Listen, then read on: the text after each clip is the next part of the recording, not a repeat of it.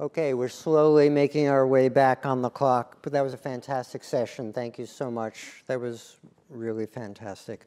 So our next scheduled session, in many ways, is potentially the most profound. So this is timely, effective, quality of life preserving, state-of-the-art treatment.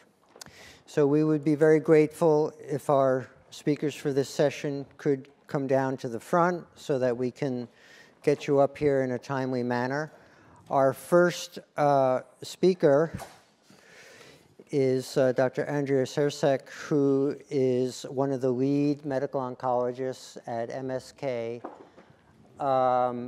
She has really led the way there and helped to galvanize her institution, which as you all know is large, to focus on this issue. So she and Dr. Mendelsohn and Dr. Statler and others have really tried to pull it together for MSK. So I'm really looking forward to what she has to say on state-of-the-art treatment. Thank you. Thank you. Hi, good afternoon, everyone. It's a pleasure and an honor to be here today. And thank you, Dr. Weber, for that very kind introduction. So I'm going to talk a little bit about updates in medical oncology and treatment of our young patients with colorectal cancer, as well as a little bit about the biology of the disease and what we know. So I'll focus first on the treatment of this disease itself and what we know about it, and then secondly, and possibly even more importantly, in the treatment of the patient as a whole. So young onset colorectal cancer, as we've heard many times today, it's not associated with a genetic predisposition. We think the large majority are sporadic. Patients present at later stages, and we believe now we have some data, thanks to the evidence that was presented earlier this morning, that this might actually be due to the fact that symptoms are dismissed and perhaps not to the fact that they have more aggressive disease, which is what was initially thought. There were some reports stating that they have more aggressive or poorly differentiated histology, and that these diseases associated with the worse survival. But again, this could be just due to the fact that patients are presenting significantly later because of dismissal of symptoms by sometimes themselves as well as providers. So importantly, when we think about treating colorectal cancer, we have to think about the biology. And we've learned a lot about average onset colon cancer. Our average patients are 60 to 70. Most of the studies included patients of that age group. So we know how they respond, we know what their biology is like, and we know what chemotherapeutic agents work and don't work in that disease. And so the question here is this young onset colorectal cancer a new entity, a new disease entity, or does it really just look like the average onset colorectal cancer, but just presenting for whatever reason, possibly environmental, possibly some genetic risk that we're not aware of, just much, much earlier? Or is there something completely different that's driving this disease? So an important question is, what does the biology look like? So we looked at this, and others have published a series on this as well, in our patients under the age of 50, comparing them with a cohort in their late 60s and 70s. And so patient characteristics, we divided out, basically, we took out the patients that are MSI high, which would be our Lynch patients. It's a smaller proportion here because these are largely stage 4 patients, which just reflects a bit of presentation, but mostly actually just that these genetic testing were done in patients that are stage 4 because that's where it's routinely indicated and that's where it's been done in our institution. So this is next generation tumor sequencing. The patients are about equivalent, male and female, which we've also heard this morning, slightly different than average onset patients. So we focus just on the first column here of MSS patients to really do the analysis because we believe that this is really the group that comprises that large 65% or so sporadic cases. And as we've heard earlier, our series also confirmed that about 80% or so were left-sided tumors. So going along with what's been mentioned and what's been seen nationally and internationally. We divided the risk factors a bit by age group, thinking that perhaps the really young cohort, the 35 and younger, maybe have a different disease than the patients that are closer to the screening guidelines around 50. So we split the patients just to see if there were any differences in terms of characteristics, and nothing really significant stood out here. Possibly a little bit of a signal in BMI, but this was a bit difficult to tease out. So no significant differences in terms of patient characteristics between the groups. And then somewhat to our surprise, the majority of the tumors really were moderately differentiated. So this is kind of the garden variety colorectal adenocarcinoma that we expect to see in our 60 and 70-year-olds as well. Looking at the tumor biology, so mutation burden just means really how many mutations the tumor has. We thought perhaps maybe the younger patients would have less or would have more. There would be something different. And really here is showing that there's really no significant difference in terms of the amount of mutations that a tumor has accrued between someone who's 35 and someone who might be in their 70s. Looking at alteration of frequency, so these are all genes that we think are important in driving colorectal cancer to grow. And here we divided it again into the very young cohort, the group of 40 to 50 and then 50 and over. And nothing very, very significant, certainly nothing very impactful, possibly a little bit of a signal in chromosome 20q amplification, but really nothing to describe this new phenomenon or to say that this disease is really any different, at least molecularly, than average onset colon cancer. And then the question was, well, since this disease, how does it respond to chemotherapy? And we know what the responses might be to our standard chemotherapy, such as FOLFOX or FOLFIRI.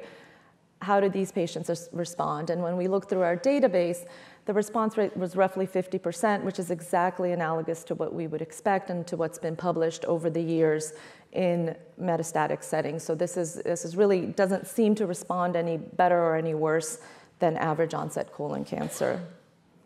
Looking at survival, as I mentioned, some of the studies initially published that the younger patients do worse. Looking at our stage 4 patients, so this is stage for stage, the survival actually in the young patients was slightly better in our cohort. We are teasing this out a bit more and looking at the differences in the age groups that I described. We thought possibly this is due to the fact that we might have a bit of a selection bias. We have a regional protocol that draws a lot of motivated patients. Perhaps the younger cohort is a bit more motivated, travels across country with different biology, maybe more limited biology that enables resection and various interventions offered at a large cancer center. So we take this with a little bit of a grain of salt, but certainly we don't see that there is a difference in the opposite direction, meaning that young patients don't seem to be passing away faster than patients of average onset colon cancer. So switching gears just a little bit, but I think very important to keep in mind when we see a patient under the age of 50 with colorectal cancer, and particularly with rectal cancer. If we think about the young onset landscape as a whole, this was published recently, a large proportion of the patients do have the MSI high signature. So as we mentioned earlier, about 15% or so of these cancers are hereditary, and the majority are Lynch syndrome. So treatment for MSI or mismatch repair deficient tumors, which comprise a large portion of Lynch syndrome, or Lynch syndrome comprises rather a large portion of this, has been studied and has had beautiful data with responses to immunotherapy in the metastatic setting. So really a lot of progress has been made for this subset of patients with this specific biology. But the treatment of mismatch repair deficient disease in a locally advanced setting, specifically locally advanced rectal cancer, right, because these are now left-sided tumors that we're seeing, we really don't know what those responses are. Currently, we treat them just the same as our regular rectal cancers, but we wanted to take a look at MSK to see, well, how did these patients, this specific subset, respond to our standard treatment for rectal cancer? So locally advanced rectal cancer is typically treated with trimodality therapy. We give chemotherapy, chemoradiation, and surgery. And recently, chemotherapy has really been moved to the first line of treatment, and that's what's utilized in many centers. It's part of the NCCN guidelines. It's been for about 5 years, and most of our research protocols that are going on nationally as well as internationally use this chemotherapy first. And what we know from large data sets is that there's beautiful responses, excellent outcomes, and patients do really well with this regimen. In fact, it works so well that there are many protocols looking at, well, could we just skip surgery altogether because so many patients, the tumor disappears completely when we just give chemotherapy and radiation. So the question for us was, well, what is the response rate to patients that have Lynch syndrome with rectal cancer or these mismatch repair deficient tumors? Because anecdotally in clinic, we were starting to see that perhaps they were not as good. So we looked at our experience with 50 patients with rectal cancer. Not all were early stage, but 21 of them received FOLFOX chemotherapy upfront. That's at the very bottom of the chart. And interestingly, of this entire cohort, 84% of the mismatch repair deficient tumors were actually consistent with Lynch syndrome. So that's different than what we would expect in colon cancer, where it's about a third of all mismatch repair deficient tumors that are because of Lynch syndrome. Here we really saw 84%. So that suggests a different distribution between rectal and colon cancer with regard to mismatch repair deficiency and association with Lynch syndrome. And then strikingly, of the 21 patients that had FOLFOX chemotherapy up front, nearly a third, 29% of them actually progressed on the chemotherapy. And this was shocking when we looked at our data of mismatch repair proficient patients, so these are not MSI high, where no patients progressed. And this was also confirmed with other studies that have been done utilizing this chemotherapy up front, where patients really tended to either have stable disease or responded. So here, nearly a third of the patients actually progressed on what we thought was excellent curative therapy. Now, the majority of these were saved with chemoradiation, meaning that the tumor responded then when they received chemoradiation, but this was really quite alarming to us. So we felt that it's important to kind of share this news with everyone, especially with the high incidence of left-sided cancers in young patients. Young patients tend to have Lynch syndrome, and that it's very important that immunohistochemistry is checked on all patients, especially with left-sided tumors, for mismatch repair deficiency, and that perhaps those that are mismatch repair deficient should receive chemoradiation up front until we have better therapies available.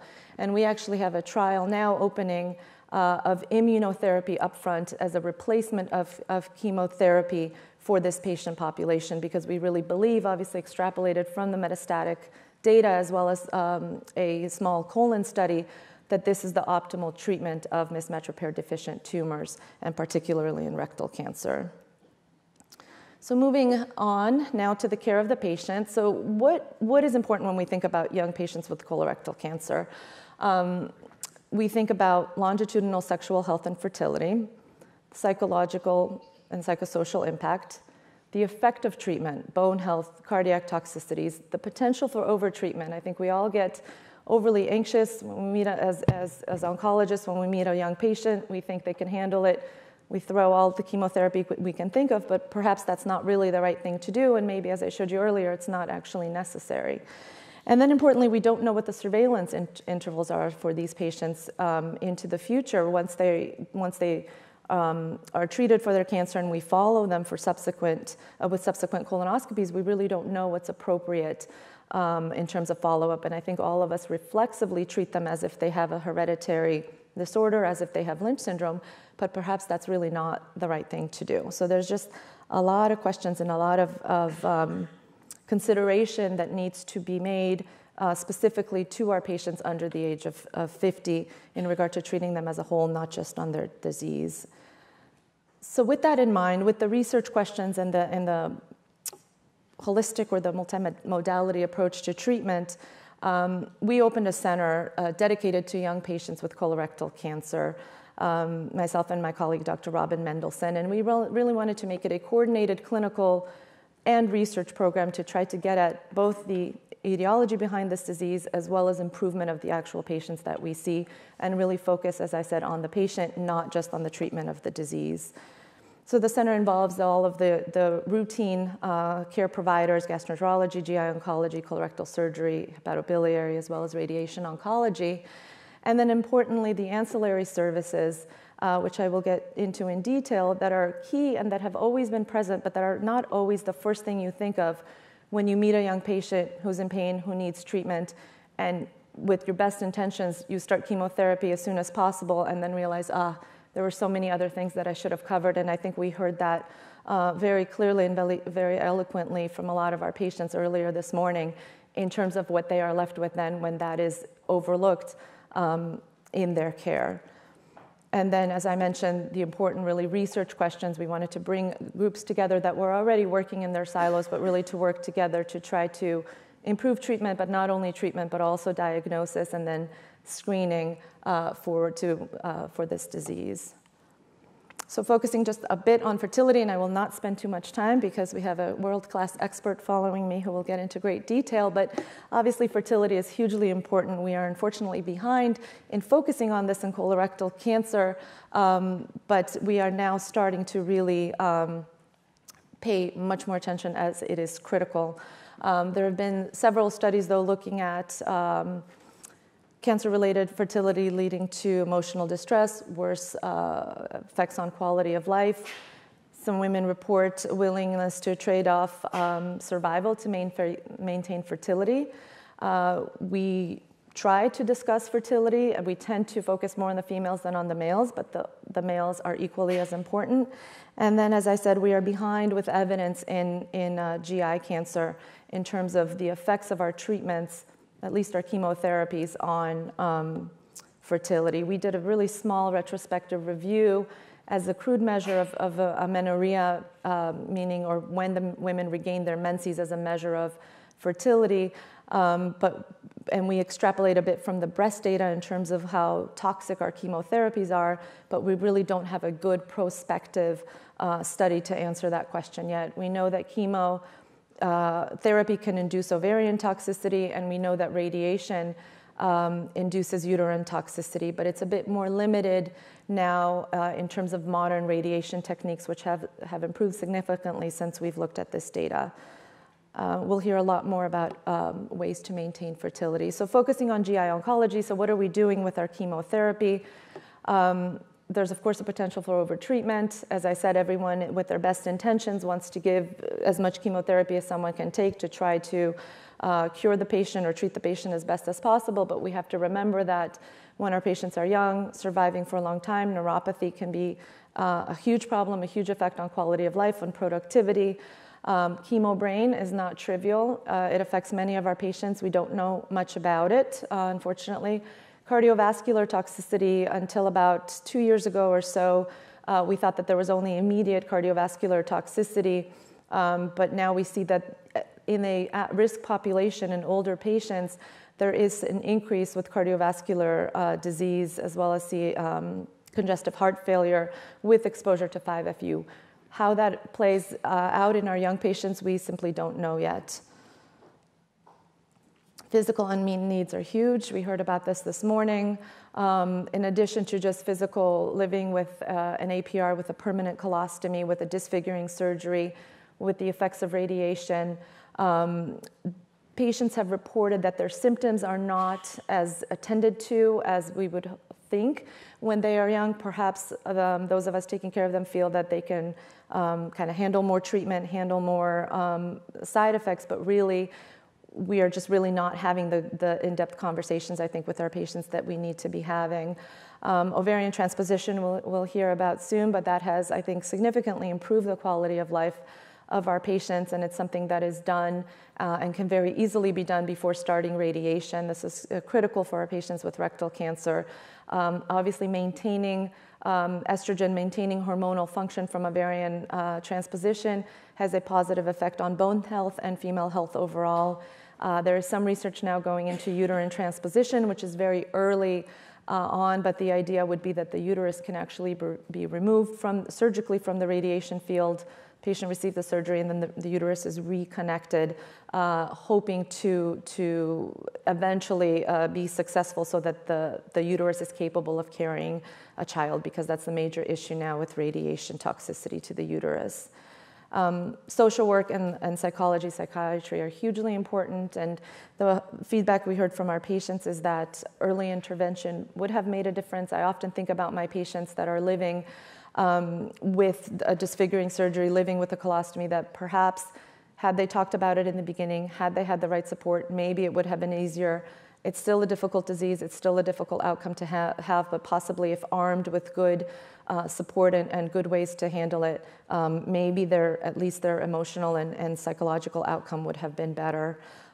This is a slide courtesy of Hadley Maya, who's our social worker working with us at the center. So our patients face unique psychosocial dilemmas.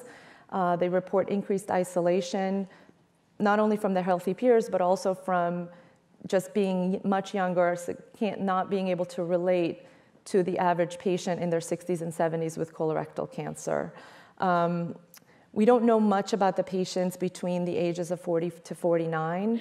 As I mentioned, colorectal cancer obviously carries a unique set of stigmata due to bowel dysfunction, due to the colostomy bags, sexual function. A lot of patients report difficulty with premature confrontation with mortality and end-of-life concerns, which is, of course, understandable. There's a huge impact, financial impact on them, on their families. I think the caregiver also, we heard a bit about earlier this morning. There is a lot of challenges in terms of support and education and, for the caregivers as well. And in our experience, most of the patients, most of the patients are 40 to 49. That's where the highest number of patients are, and many of them express difficulty or questions about how to talk to their children about the diagnosis and needing that type of support. Sexual health is critical. Body image is obviously huge, both for men and women. We talked about colostomy bags as well. The majority of our patients report significant issues with body image dysfunction. In women, we know that there are a number of interventions that, if started early on, can change quality of life and improve sexual function. And as I mentioned, unfortunately, this is not always the first thing that we think about, and so that is often delayed until way after radiation is completed and some of the permanent effects have already taken place.